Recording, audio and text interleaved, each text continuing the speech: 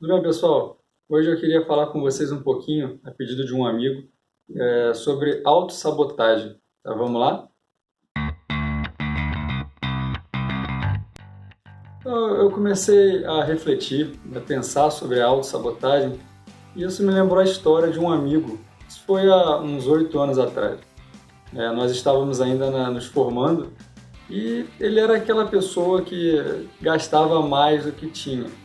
Então ele gostava muito de sair, de beber, de comer fora. Então, visivelmente, ele era uma pessoa desorganizada financeiramente.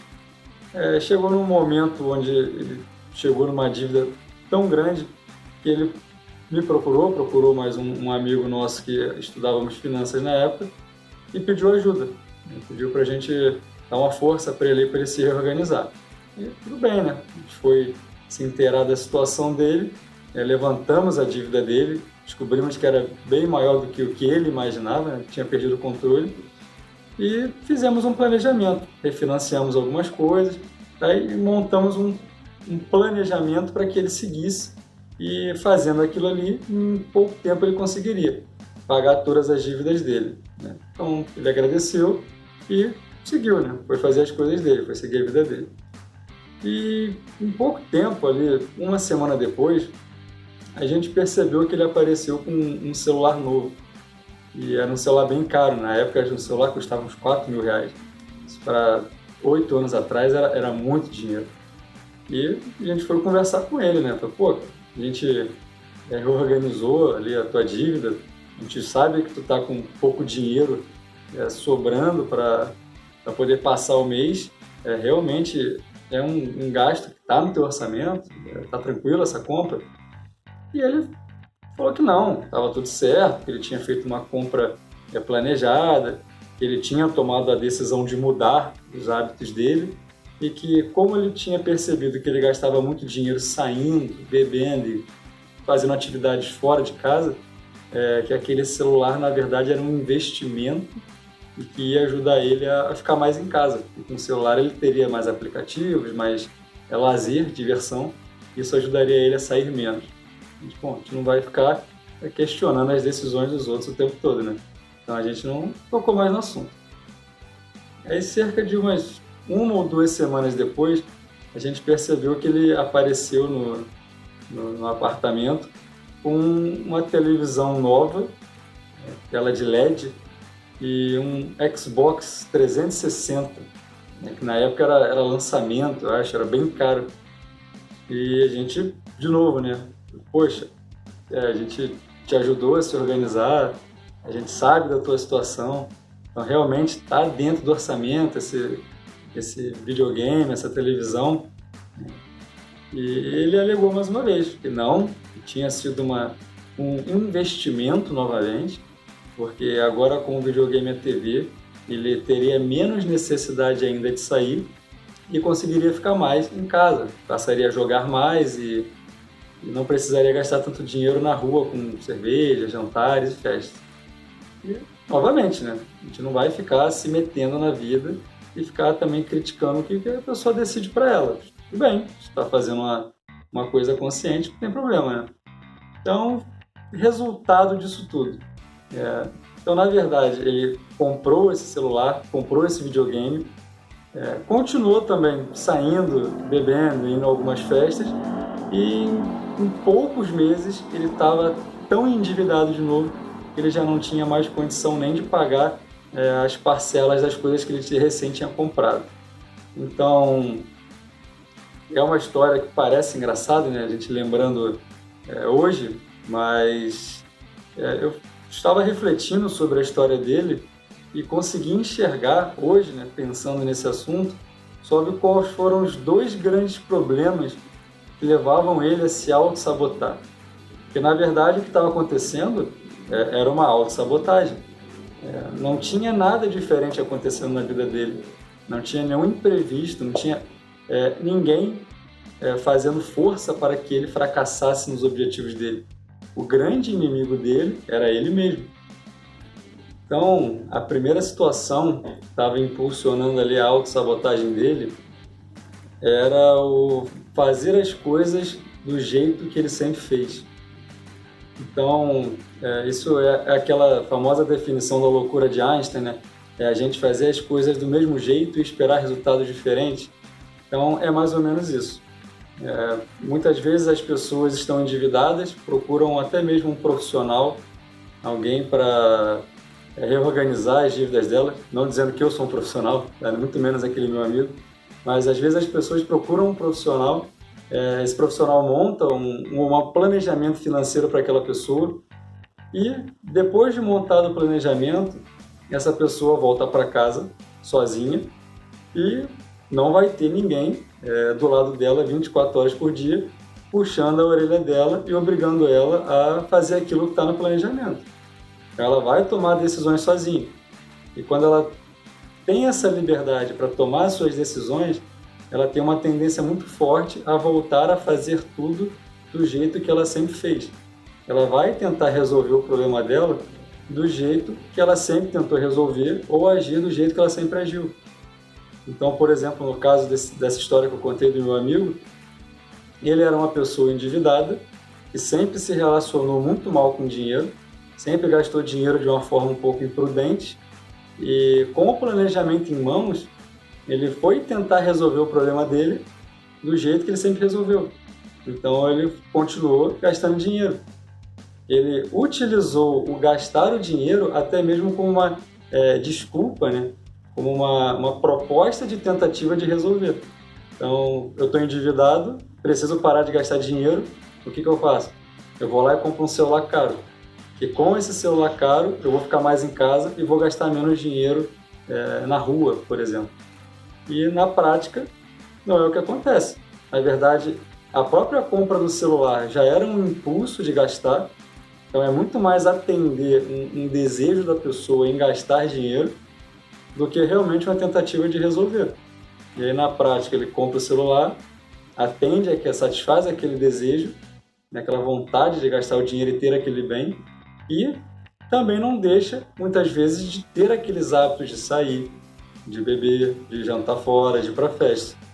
E isso potencializa o endividamento da pessoa.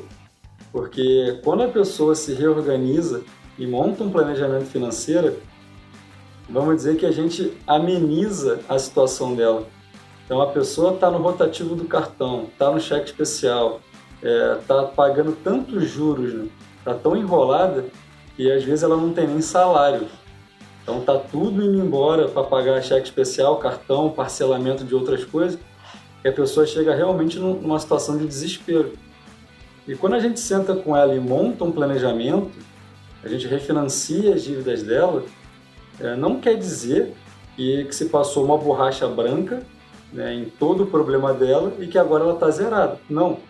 A gente opta por linhas de crédito mais baratas, a gente opta muitas vezes por concentrar as dívidas em um local só, em uma parcela única, amenizar algumas taxas de juros, e isso dá para aquela pessoa um fôlego, né?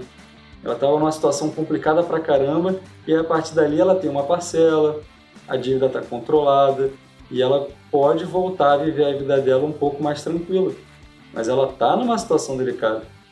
E se ela resolve voltar a viver do jeito que ela sempre viveu, com aquela situação delicada, ela vai enfiar os pés pelas mãos e vai se endividar totalmente de novo.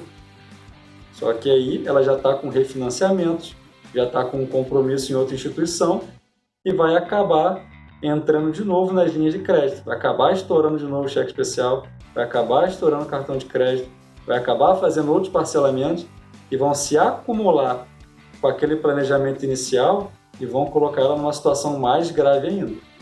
E a segunda situação que estava impulsionando a autossabotagem dele é o não estar disposto a mudar. Então é ser cabeça dura. É aquela pessoa que usa muito aquelas frases de eu sou assim, eu sempre fui assim, eu não consigo mudar, dessa vez vai dar certo. Então, eu já disse algumas vezes aqui no canal, parece um pouco frio dizer isso, eu não estou dizendo isso com o intuito de ofender nem de agredir ninguém, mas eu preciso dizer isso. A situação de endividamento de uma pessoa é culpa dela.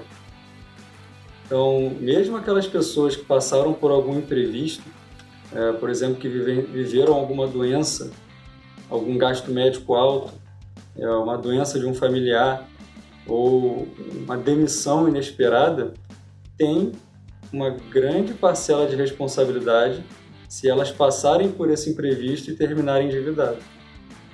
Por quê? Pelo seguinte, qual é a forma natural com que a maioria das pessoas gerencia o dinheiro delas? Eu pego o meu dinheiro, gasto tudo que eu recebo, não tenho nenhuma reserva, não tenho nenhum fundo de emergência, e torço para que ao longo de 35 a 40 anos nada aconteça na minha vida. Porque se acontecer, simplesmente eu não tenho não tenho aonde recorrer. Eu estou vivendo no limite. E isso é se expor a risco. E na hora que uma coisa acontece, não tem como a gente não dizer que essa pessoa não tem alguma parcela de responsabilidade.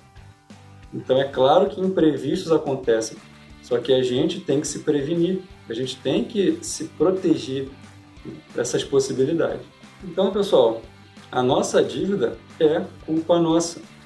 E a gente precisa ter humildade, a gente precisa ter flexibilidade para reconhecer isso.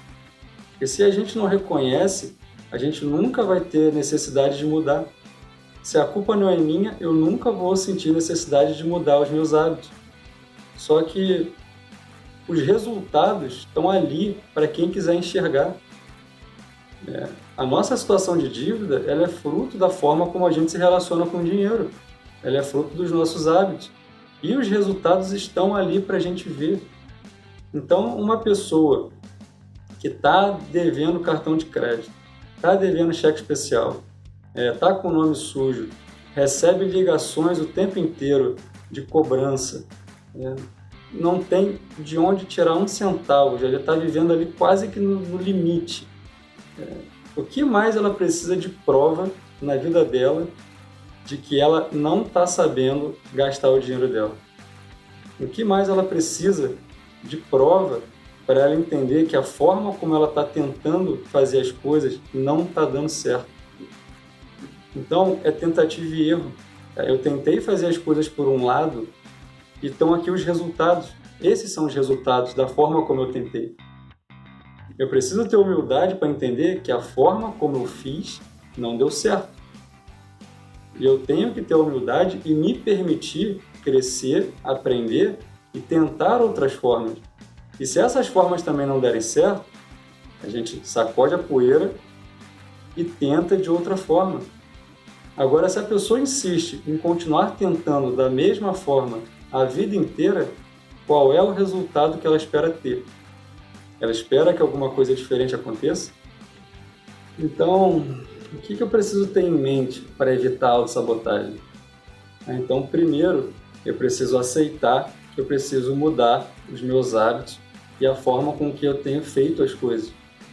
Então, não é fácil, não é simples, mas se eu não aceitar essa necessidade, é impossível fazer qualquer tipo de mudança.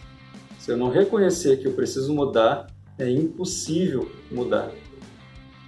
E outra coisa é a gente precisa aprender a seguir as orientações de profissionais. Então, na história que eu contei, a gente fez um planejamento para aquela pessoa e ela não seguiu. Então, vou usar o exemplo dos nutricionistas. Então, quantas pessoas acima do peso não procuram um nutricionista para fazer uma dieta para elas? Esse nutricionista faz um planejamento alimentar para aquela pessoa, uma dieta, entrega para essa pessoa e ela volta para casa. Chegando em casa, o que essa pessoa faz? Ela segue a dieta à moda dela. Ela segue a dieta do jeito que dá. Então, ela está sempre buscando uma oportunidade de burlar a dieta.